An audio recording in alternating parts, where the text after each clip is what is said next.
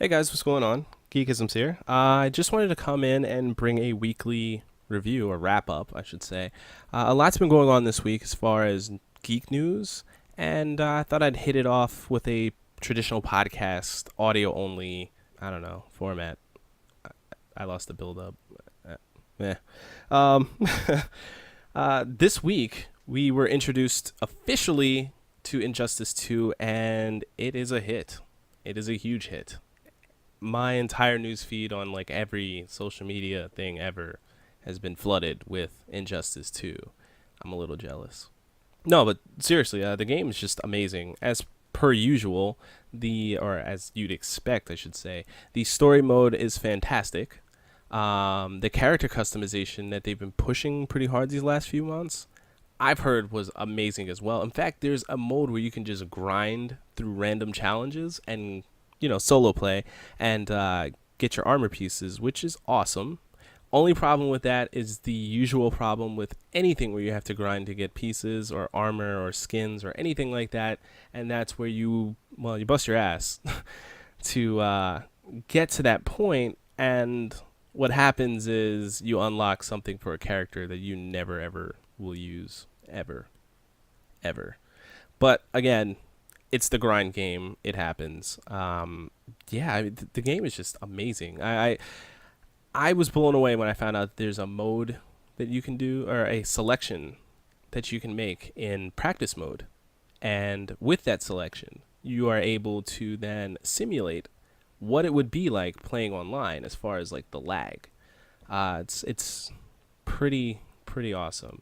I heard the combos are buttery smooth and glorious, but for newcomers to fighting games, it will take some practice, to adapt to doing that. You're not going to go from just throwing regular punches here and there to being a combo god overnight. You got to put in the work. Yeah, so Injustice 2, definitely pick that up. Heard great things. Rent it if you want. Like it's really good. The only bad part I did hear about it was the Joker, which is sad. On to the next news topic. We have some news from AMD. They finally teased us with a look at the new Vega Archetype graphics cards. There's two cards, and apparently they're both aimed at professionals. One is water cooled, one's the traditional fan cooled setup. So sorry, gamers, we're left out to dry for a little bit longer, but hopefully it won't be too much longer. As far as knowing what type of specs and stuff that we can expect from these cards.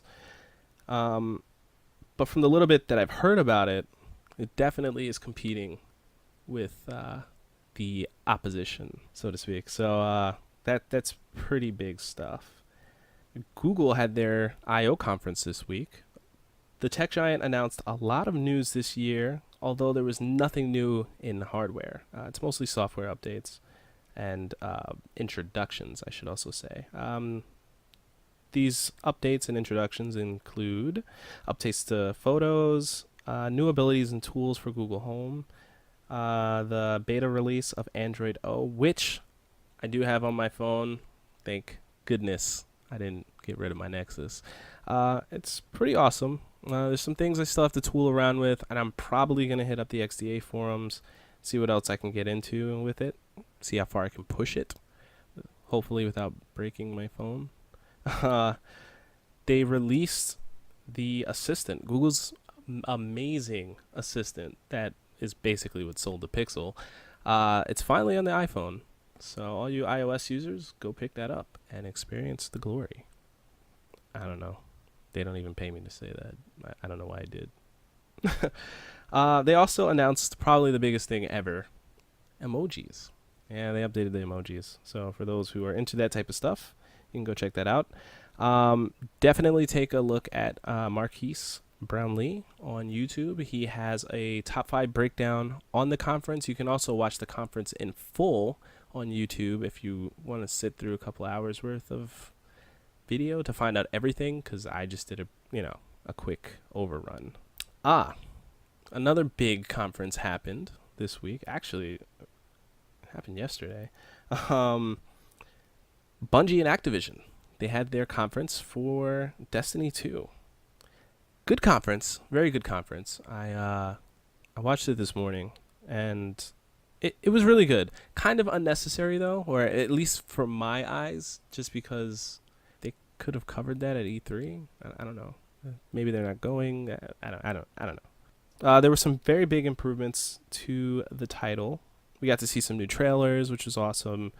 We have the official introduction of clans into the series. So you can go in, you can make a clan, you can make a banner. So that's pretty cool. They've introduced non-random, matchmaking into the raids. So there you go. You solo guys can finally get in and check that out, which is something that they were pushing throughout the entire conference. I can say that they're really trying to appeal to everyone this go around, which is pretty big and pretty good. They added in new specials. Each of the 3 classes gets a new special. I believe what is it? The Titan has the Sentinel. You get like a shield. You're basically Captain America. Like let's just throw that out there. You're Cap. The other 2 specials are like the sword for the Warlock. You have like a flaming sword and flaming wings, and you fly up, and you're just Getsuka Tenshuing everywhere. It's pretty interesting. It's pretty good. And then, of course, the Hunter class, you have a staff, I believe they said it was. And you're just out there. Like, your mobility is crazy. The acrobatics involved with that are just bonkers. But it looks really, really good, to be honest. Of course, there's a new gun loadout. Now you have 4 options. I guess that improves it, because now you can carry two of the same type of weapon, if that's what you use. Like, the idea is so that you can use more of those special guns that you find and you like more frequently. So that's interesting. There's a new map setup. There's a new game mode. I forget what they called it. I didn't get to write that down. Basically, you get to explore uncharted territory, air quotes, and hunt down a boss for a key to some loot. So that's not bad. I actually would play something like that. I could spend a lot of time playing something like that, if it's randomized. Like, my biggest gripe about Destiny was the mere fact that I felt caged in, especially with that beautiful sci-fi epic world that they were building. Like, I felt caged into a small portion of it. So hopefully there's like the algorithmic random level creation when you go into these uncharted areas. That would be cool. I wouldn't be surprised if it wasn't there, but it would be a cool addition. A very big one. No more having to go into orbit to go anywhere. So you can hop from one planet to the next. You just go straight into your ship, straight to that planet. No more double jump. No more steps in between simple things. So that's awesome. Oh, and they added a lot more cinematics to the story mode, which is pretty good. I mean, with the last update, I was fine with it. I thought it was done very well. So if they're going to improve on that even further to help storytelling, I think that's amazing. Again, I want that exploration factor. Maybe it's just me.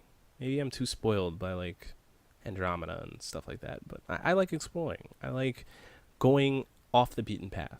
But we'll see. It definitely looks good. Something to keep your eye out for. The beta is coming this summer, so if you pre-order, be on the lookout for that.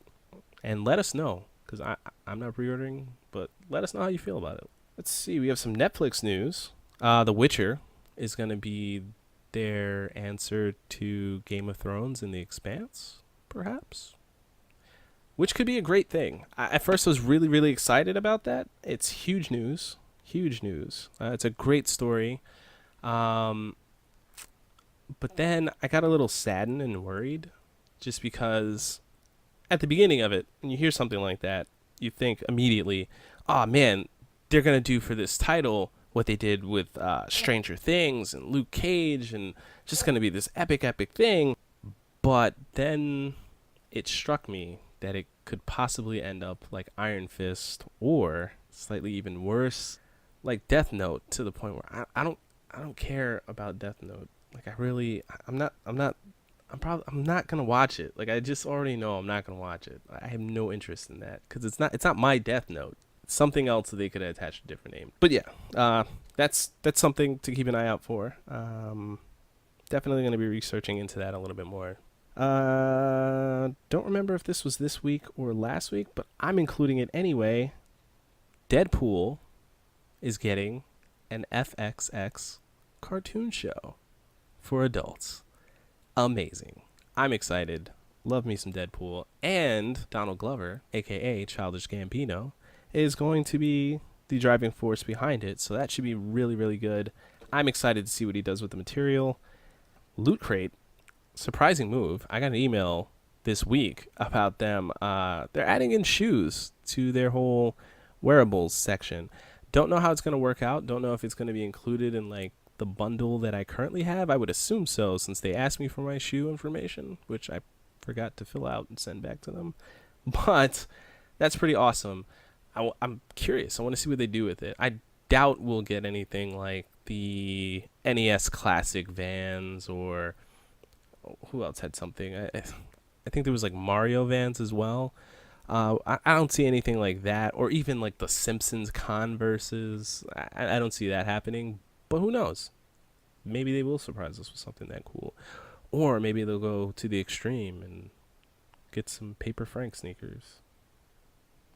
I don't know. Curious. Very curious. And the last bit of news that I have, again, this is something a little bit from last week, a little bit from this week. I have an idea for a great video for what we got. I'm just waiting for it to cool down because it's been really hot the past couple of days, and I can't have the fan on while I'm recording. And with those studio lights on, I'm going to die. So just waiting for it to get a little bit cooler so I can set everything up and make this video for you guys. But the video was inspired by a video from Film Theory. There was an episode they put out last week about Gravity Falls and Rick and Morty and how they're connected. Amazing episode. I definitely recommend watching that. It was great. Bravo. It definitely inspired the entire episode because I'm a huge Rick and Morty fan. I have tons of Rick and Morty stuff all around this room, and I'm a huge Gravity Falls fan as well. I have, well, you'll see what I have when I show what I got. But it seems to be everything that I have for you guys today as far as just a week in review. Let me know what you think. All right, guys. Thanks for listening, and peace.